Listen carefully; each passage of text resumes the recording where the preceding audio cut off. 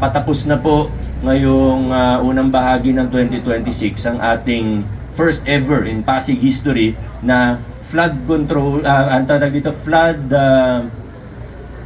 drainage and flood master plan.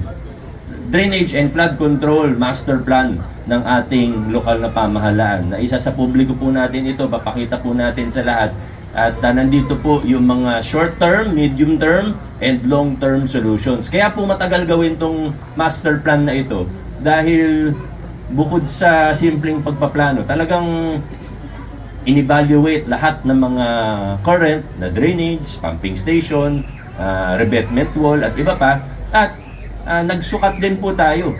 Tiningnan natin yung leveling para yung mga lumang problema, yung mga nangyayari noon na magkatabing HOA, gagawan ng drainage, may project parehong HOA, pero mali yung level, mas mataas yung isa, pero dapat pababa yung tubig, pero dahil mas mataas yung sa tabi, hindi nagkakaroon ng, kumbaga, sanga-sanga na yung problema.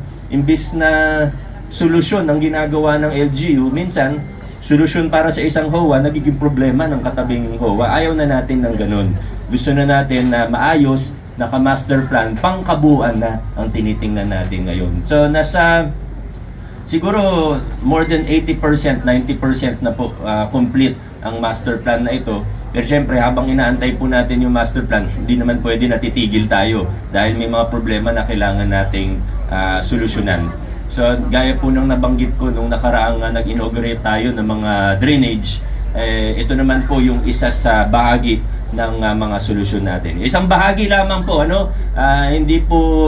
hindi po yan magic na dahil may isa kang pumping station ay wala na pong baha. Pero at least nakikita po ng ating mga kapitbahay na umaaksyon tayo. One step at a time, gusto po nating maayos ang mga problema nating matagal-tagal na. So yung drainage, isang bahagi po yan. Natapos po natin.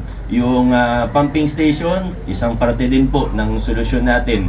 Yung gagawin po sa ilog at sa sapa, isang parte rin po yan sa solusyon. At yung master plan po, isang bahagi na naman po yan sa solusyon natin. Kaya muli po kaming hihingi ng inyong patuloy na kooperasyon at tulong para maisakatuparan po yung mga pinaplano nating maganda para sa ating lungsod. Gaya naman ang sabi ni Vice Mayor Dodot kanina, talagang kailangan, ika nga, bayanihan, na mula sa bata hanggang sa matanda, nagtutulungan tayo. Yung mga, pag sinabi nating dating gawi o lumang kalakaran, hindi lang yan sa gobyerno na dapat itigil natin yung mga ganong dating gawi at lumang kalakaran hanggang sa maliliit na bagay gaya ng abot ng 5 o 10 piso sa bata para magtapon ng basura sa hindi tama, kasama po yan sa nilalabanan po natin. At sa tulong ng ating mga barangay, yung tinatawag nating law enforcement,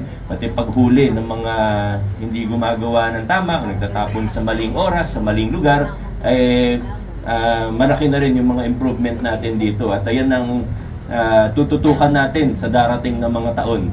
Tuloy-tuloy po tayo naghahanap ng solusyon, gumagawa ng solusyon para sa ating lokal na pamahalaan. Aasahan po namin ng inyong patuloy na suporta at pakikisa. Maraming salamat. God bless. Congratulations sa ating